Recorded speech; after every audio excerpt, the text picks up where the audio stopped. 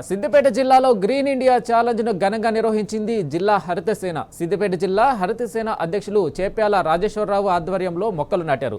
కళ్యం నవీన్ రావు జన్మదినం పురస్కరించుకొని మార్కుకు మండలం కేసీఆర్ దత్తత గ్రామం ఎర్రవల్లిలో శ్రీ వీర బ్రహ్మేంద్ర స్వామి దేవాలయంలో మొక్కలు నాటి గుడి అభివృద్ధి కోసం 51,116 రూపాయలు విరాళంగా అందజేశారు.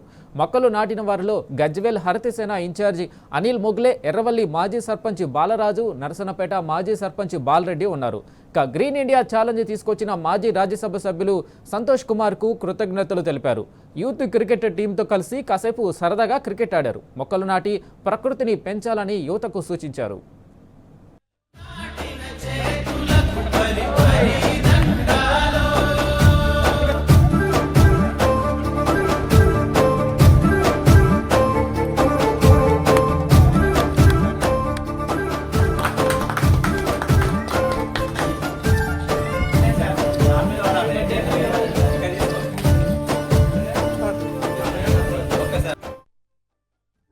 మా అన్నయ్య గారి కల్లెప్ నవీన్ రావు గారి జన్మదిన సందర్భంగా గజ్వేల్ నియోజకవర్గంలో ఎర్రవెల్లి గ్రామంలో మొక్కలు నాటడం జరిగింది.